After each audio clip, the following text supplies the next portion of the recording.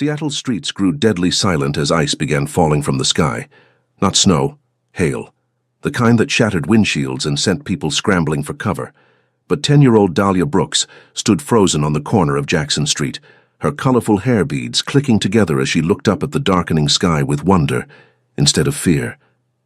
She shouldn't have been outside.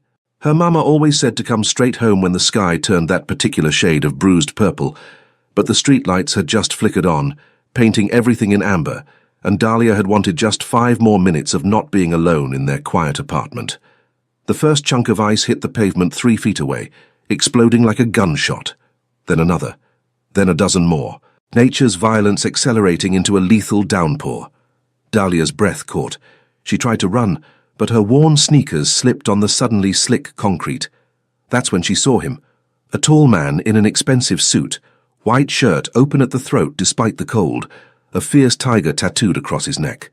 Their eyes met for a split second, his dark and dangerous, hers wide with the particular terror of a child who suddenly understood she might die. He moved like lightning, and everything changed. Kang Min-soo had built an empire on reading danger before it struck. 20 years in Seattle's underground had sharpened his instincts to a razor's edge. He could sense a rival's betrayal from 3 blocks away, could smell a federal surveillance operation in the shift of shadows, but he'd never expected his gut to scream at him over a child. He'd been leaving his legitimate business front, a high-end Korean restaurant on Jackson, when the sky had opened up with biblical fury. His driver had already pulled the Mercedes around. Min-soo had 1 foot toward the door when he spotted her. Small. Alone. Directly in the path of hailstones, the size of golf balls now pounding the street with enough force to crack skulls. He didn't think.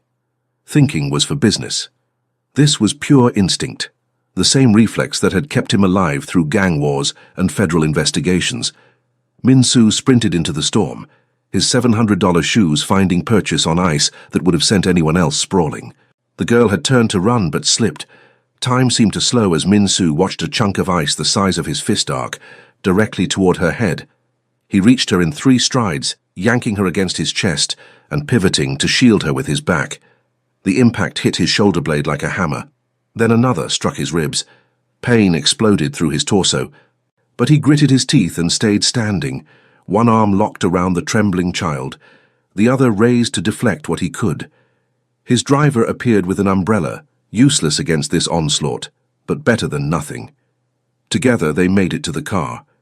Min-soo practically threw himself into the back seat, the girl still clutched against him, both of them gasping. For several seconds, neither moved. The hail hammered the Mercedes like automatic gunfire. Min-soo became aware of the tiny heartbeat racing against his chest, rapid as a trapped bird. Slowly, carefully, he loosened his grip. The girl pulled back, those enormous eyes, deep brown and startlingly intelligent, locked onto his face. She was shaking but not crying. Min-soo had seen grown men weep after less. "You're bleeding," she said, her voice small but steady. She pointed at his temple where a smaller stone had clipped him. Min-soo touched his forehead, fingers coming away red. He'd barely felt it. "I'm fine." The girl's gaze dropped to his neck, to the tiger tattoo that had earned him his street name. Horangi. Tiger. Her small body went rigid. "Mom warned me about you," she whispered. The words hit harder than the hail. Min-soo's jaw tightened. Of course, everyone in the Central District knew who he was, what he was. This child's mother had probably used him as a cautionary tale. Stay away from Jackson Street. Stay away from the Korean gangsters. Stay away from the man with the tiger on his throat. He should have felt nothing. He'd been called worse things by better people. But something in those eyes, fear mixed with confusion, because the monster who was supposed to hurt her had just taken hail to the spine to keep her safe, cut through defenses he didn't know he still had. "Your mother's smart," he said quietly. "You should listen to her." He reached for the door handle to let her out. The storm was easing, but the girl moved faster. Before Min-soo could process what was happening, small arms wrapped around his torso and a face pressed against his chest, right over his heart. She was hugging him. Min-soo froze. His arms hung uselessly at his sides. The last person who'd embraced him with genuine affection had been his grandmother, dead 15 years. Every touch since had carried calculation, seduction, intimidation, transaction. This was none of those things. "Thank you," the girl mumbled into his shirt, which was now soaked with melted ice and probably some of his blood. "You saved me." Something cracked in Min-soo's chest, a fissure in the armor he'd welded into place over decades. His hands moved of their own accord, one settling awkwardly on the child's back, the other hovering near her head with its colorful beads. He'd ordered executions with less hesitation. "What's your name?" The question escaped before he could stop it. "Dahlia." She pulled back just enough to look up at him. "Dahlia Brooks, what's yours?" A dozen lies queued up. Min-soo had more aliases than he had dress shirts, but looking into those trusting eyes, he found himself giving the truth. Kang Min-soo. Recognition didn't flicker across her face. She was too young to read Korean newspapers, too sheltered from the streets despite living on them. To her, he wasn't the head of the largest Korean crime syndicate on the West Coast. He was just the man who'd pulled her from the storm. "Can you take me home?" Dahlia asked. "I live in the apartments near Garfield High School. The blue ones." Min-soo knew the building, Section 8 housing, half the units in disrepair, the other half worse. He'd grown up in a place like that before clawing his way to penthouse views and offshore accounts. The thought of this child, this girl who'd hugged him like he was someone worth trusting, returning to that cold, lonely place made his jaw clench. "Of course," he heard himself say. The drive took 4 minutes. It would reshape the rest of his life. The blue apartments looked worse up close. Graffiti tagged the entrance, and 2 of the security lights were shot out. Min-soo's trained gaze catalogued exits, blind spots, vulnerabilities, old habits. The building would be a nightmare to defend if anyone wanted access, which meant Dahlia, small, trusting Dahlia, was completely exposed. "It's apartment 3C, she said, already unbuckling her seatbelt. The hail had stopped, leaving behind a crystalline layer of ice that made everything gleam under the streetlights. "Thank you again, Mr. Kang." Mr. Kang, no one called him that. It was always boss, or Harangji, or sir with an edge of fear. Never Mr., never with that particular note of childish formality. "I'll walk you up." It wasn't a question. His driver, Jay, who'd been with him for a decade, caught his eye in the rearview mirror. Min-soo could read the concern there. They had a meeting in 20 minutes with suppliers who'd flown in from Vancouver. This detour had already made them late. Min-soo didn't care. Inside, the building smelled of old cooking oil and desperation. The elevator was broken, so they took the stairs. Dahlia chattered as they climbed, her earlier fear dissolving into a stream of consciousness about school, her friends, how she'd wanted to see if the ice would make patterns when it hit the ground. Min-soo listened, a strange tightness forming in his throat. When had he last had a conversation that wasn't coded with threats or negotiations? Apartment 3C's door was thin enough to kick through. Min-soo's fingers twitched toward the lockpick set he always carried, the professional assessment automatic. 2 deadbolts, both cheap. A child could bypass them with a library card. Dahlia produced a key from under her shirt, strung on a shoelace around her neck. She unlocked the door and pushed it open to reveal a small apartment, kept meticulously clean despite its age. Second-hand furniture arranged with care, textbooks stacked neatly on a coffee table, photos on the wall, Dahlia with a woman who shared her eyes, both of them laughing. But the place was freezing and empty. "Mom works nights," Dahlia said, reading his expression with unsettling accuracy. "She's a nurse at Harborview. She'll be home around 7 in the morning." The girl glanced at a clock on the microwave. "That's 9 more hours." 9 hours. This child had 9 hours alone in a building with broken security, in a neighborhood where Min-soo's own people ran protection rackets because the cops barely bothered to patrol. His hands curled into fists. "Do you do this every night?" The question came out harsher than intended. Dahlia shrugged, suddenly defensive. "I'm not a baby. I know how to lock the door and not answer for strangers. Mum says I'm real mature for my age." Mature, Christ, she was 10. She should have been worried about homework and cartoons, not survival protocols. Min-soo's phone buzzed. Jay, no doubt wondering if he'd been kidnapped. The Vancouver suppliers were notoriously punctual and dangerously prideful. Missing this meeting could cost them their primary pipeline. Hundreds of thousands in revenue. Possibly a small war if they took offense. He looked at Dahlia, already moving to turn on the space heater in the corner because apparently the building's heating system was as functional as its security. "Have you eaten?" Another question he shouldn't be asking. "I had crackers after school." Dahlia brightened. "Want to see my room? I have a poster of Serena Williams. Mum says I could be just like her if I work hard." Crackers.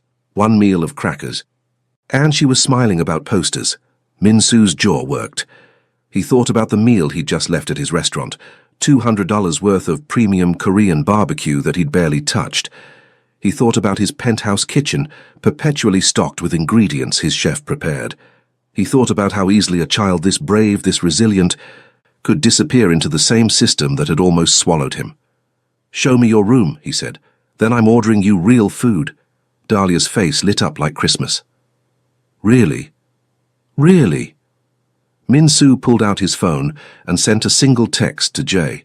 "Cancel the meeting. Reschedule for tomorrow. Priority change." The response was immediate. "Boss, are you sure? The Canadians won't—" Min-soo cut him off with another message. "I said priority change. Handle it." He'd built an empire on calculated risks and cold decisions. He'd walked away from family, from any chance at normal relationships, from every soft thing that might have made him weak. For 20 years, nothing had been more important than power, respect, survival. But standing in this cold apartment, watching a 10-year-old girl point excitedly at a poster of a tennis champion, Min-soo realized his priorities had just shifted, and he didn't want them back. Over the next 2 weeks, Min-soo's life split into parallel tracks that should never have intersected. By day, he remained Horangi, the tiger who controlled Seattle's Korean underground with an iron fist wrapped in expensive suits. He negotiated territory disputes, approved shipments, collected debts. He attended his legitimate business's board meetings, smiled for the society photographers at charity galas, and maintained the perfect facade of a successful immigrant businessman. By night, he became something he didn't have a name for yet. It started with food. That first night, he'd ordered from his restaurant, proper Korean comfort food that arrived in his private car, delivered by his chef who'd asked no questions when Min-soo explained it was for a friend's daughter. Dahlia had attacked the bulgogi and japchae with the enthusiasm of someone who'd survived on crackers too long. The next night, he'd found himself driving back to the Blue Apartments, this time with leftovers from a business dinner. And the night after that, and the one after that. Dahlia never asked him to come, never demanded anything.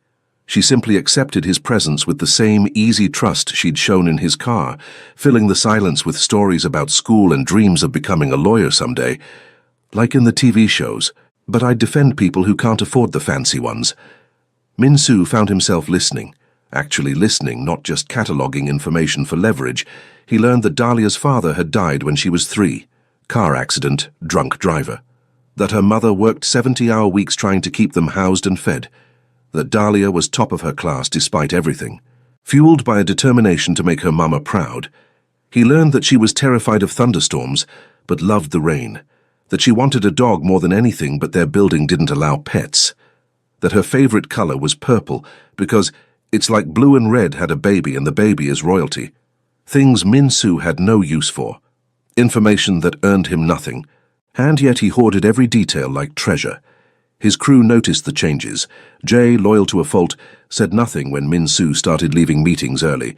But Young-ho, his second-in-command, had questions. "You're distracted," Young-ho said during a supply inventory check at the warehouse. "The men are talking." Min-soo didn't look up from the ledger. "Let them talk.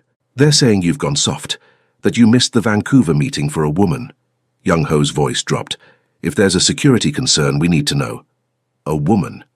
Min-soo almost laughed. If only it were that simple. "There's no security concern." "Then what?" Young-ho pressed. "Boss, you've been different. The old you would have put a bullet in someone for suggesting we reschedule the Canadians. Now you're careful." The word came out quiet. Dangerous. Min-soo finally met Young-ho's gaze, and his lieutenant had the good sense to step back. "I'm still the same person who built this organization from nothing. Still the same person who'll bury anyone who threatens it. Don't confuse growth with weakness." But driving to the Blue Apartments that night, Min-soo wondered if Young-ho had a point. Not about weakness. Minsu could still kill without hesitation if necessary. But something fundamental had shifted. The empire he'd built suddenly felt hollow, compared to the warmth of Dahlia's smile when he knocked on her door. Tonight, she greeted him with barely contained excitement. "Guess what? Mom has Saturday off. She said she'll make her special pancakes for breakfast." Dahlia paused, suddenly shy. "Would you... if you're not busy, would you want to meet her?" Minsu's chest constricted. Meet the mother. The woman who'd warned her daughter about men like him. The nurse who'd probably recognize his face from news reports about alleged organized crime figures. Meeting her would force this thing, whatever this was, into the light. Make it real. Make it something he couldn't quietly walk away from when reality inevitably intruded. He should have said no. Should have started extracting himself now before anyone got hurt. Before Dahlia's trust became a weapon someone could use against him. Before he forgot who and what he was. "I'd like that," he heard himself say. "What time?" Dahlia's face transformed. She launched herself forward, arms wrapping around his waist, in a hug that had become their ritual greeting. Minsu's hands settled on her shoulders with less awkwardness than the first time. "Progress," he supposed. 9 o'clock, she said into his chest. "And Mr. Kang, thank you. For everything. For coming back. For coming back." As if there'd been any question. As if Minsu had any choice anymore. He'd spent 2 decades building walls around himself, brick by bloody brick. Turned himself into something hard enough to survive in a world that crushed soft things. He'd become untouchable, unreachable, alone by design. And a 10-year-old girl with beaded hair and a gap-toothed smile had demolished every defense in 14 days. Saturday morning arrived with crystalline clarity. Minsu dressed carefully, not his usual 3-piece armor, but dark jeans and a simple black sweater. Still expensive, but less obviously so. He left his Rolex at home, wore a cheaper watch. Tried to look like someone Keisha Brooks might not immediately identify as a threat. The attempt was futile. He realized it the moment Dahlia's mother opened the door. Keisha Brooks stood maybe 5'6", whip-thin from overwork, with Dahlia's intelligent eyes and a spine of pure steel. She took one look at Minsu, catalogued the tiger tattoo barely visible above his collar, the too-perfect posture, the unconscious way he'd positioned himself to see both the hallway and apartment interior, and her expression shuttered. "Mom, this is Mr. Kang." Dahlia appeared at her mother's elbow, oblivious to the sudden tension. "The one I told you about, who saved me from the hailstorm." "I remember." Keisha's voice was carefully neutral. Professional. The same tone she probably used on patients whose injuries told stories they weren't ready to share. "Mr. Kang, please come in." The apartment smelled of vanilla and cinnamon. Keisha had transformed the cramped kitchen into something almost festive. Pancakes stacked high, fresh fruit arranged in a cheap plastic bowl, orange juice in mismatched glasses. Probably more than they usually had for a week's worth of breakfasts, Minsu thought. Prepared for a guest. For him. The guilt was immediate and sharp. Breakfast started awkwardly. Dahlia chattered, filling silences, while Keisha watched Minsu with the wariness of someone who'd learned not to trust easy smiles and expensive clothes. Minsu didn't blame her. In her position, he'd be twice as suspicious. "Dahlia tells me you've been bringing her dinner," Keisha said finally, setting down her fork. "That's very kind." The words were pleasant. The eyes were not. "She mentioned being hungry," Minsu replied. "I own several restaurants. It wasn't an inconvenience." Still, Keisha's gaze didn't waver. Men don't usually take interest in other people's children without a reason. Dahlia looked between them, confusion creeping into her expression. Minsu felt something twist in his chest. This was the moment. He could lie, deflect, retreat back into his carefully constructed world, or he could... "You're right to be suspicious," and he said quietly. "I know who I am, what people say about me." He touched his neck tattoo deliberately. "I'm sure you've heard the stories." Keisha's jaw tightened. "I work in an ER in this neighborhood, Mr. Kang. I know exactly who you are." "Mom?" Dahlia's voice was small, worried. Minsu raised a hand, keeping his eyes on Keisha. "Then you know I have no good reason to be here. No angle. No leverage to gain from a 10-year-old girl and her overworked mother." He paused, searching for words that felt impossibly foreign on his tongue. I pulled your daughter out of danger because she needed help. I keep coming back because... Because why? He hardly understood it himself. Because she reminds you of someone, Keisha supplied, still guarded but with a flicker of something else in her expression. Understanding, maybe. No. The answer surprised him with its certainty. She doesn't remind me of anyone. She's just... Min-soo looked at Dahlia, who was watching him with those enormous trusting eyes. She's extraordinary, and she deserves better than crackers for dinner and 9 hours alone every night. The silence that followed felt weighted. Keisha's hands had curled into fists on the table. When she spoke, her voice cracked slightly. You think I don't know that? You think I want this for her? Tears gathered in her eyes, but she blinked them back fiercely. I work 70 hours a week. I pick up every extra shift they'll give me. And it's still not enough for a bigger apartment in a safer building with heat that actually works. It's not enough for a babysitter. It's not enough for... Her voice broke. Mom. Dahlia moved to her mother's side, small hand on her arm. It's okay. We're okay. But they weren't. Min-soo could see it clearly now, the exhaustion carved into Keisha's face. The way this apartment, clean as it was, couldn't hide the water damage in the corners or the draft coming through windows that didn't quite seal. The desperation of a mother trying to give her child a life while drowning in the attempt. He'd seen that look before. In his own mother's eyes, years ago, before the hunger and the cold and the exhaustion had finally taken her. Before Min-soo had been old enough to do anything but watch. Not again. The thought crystallized with perfect clarity. Not this time. What if I could help? The words were out before he fully thought them through. Keisha looked up sharply. I'm not taking charity from a... She cut herself off, glancing at Dahlia. Not charity, an arrangement. Min-soo's mind raced, assembling pieces into a plan. I have a property, a house in Madison Park, fully furnished, empty. My businesses pay for its upkeep anyway, tax purposes. True, though he'd planned to sell it. You and Dahlia could live there, no rent. Absolutely not. In exchange, Min-soo continued, you'd let me continue bringing Dahlia dinner on your work nights and... He paused, the next words feeling too vulnerable, too honest. And you'd let me be part of your lives. However you're comfortable with that looking. Keisha stared at him like he'd spoken a foreign language. You want to give us a house so you can... Have dinner with my daughter? Yes. That's insane. Probably. Min-soo met her disbelief steadily. But I'm serious, and before you assume ulterior motives, understand this. I have more money than I could spend in 3 lifetimes. The house means nothing to me financially. But Dahlia... He stopped, struggling to articulate something he barely understood himself. She matters. I can't explain why, but she does, and I'm in a position to help, so let me. Keisha studied him for a long moment, this dangerous man at her kitchen table making impossible offers. Finally, she spoke. If I even consider this, I need to know one thing, and I need the truth. She straightened her spine.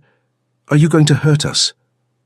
Min-soo thought about all the people he'd hurt, all the violence he'd committed, sanctioned, orchestrated.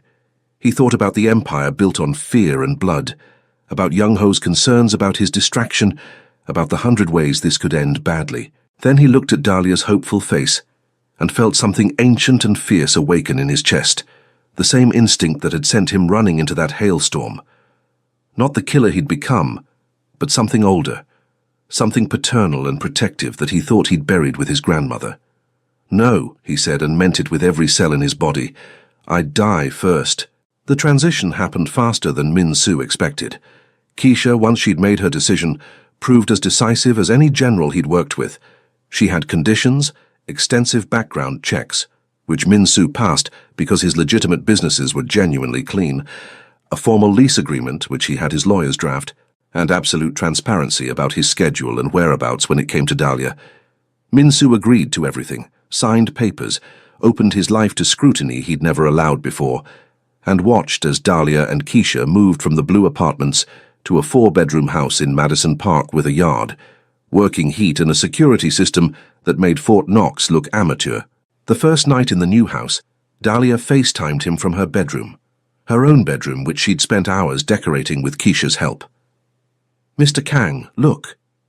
She spun the phone around, showing off purple walls, new furniture, and a bookshelf already filling with books. Mom says I can get a dog, a real dog. Min-soo, sitting in his penthouse alone with a glass of whiskey, felt his throat tighten. What kind of dog? We're going to the shelter next week. Mom says I can pick. Dahlia's excitement was infectious. Will you come with us, please? I want you to meet whoever I choose. Of course. The words came easily now. Text me when and I'll be there. After they hung up, Min-soo sat in the dark for a long time, staring at Seattle's glittering skyline.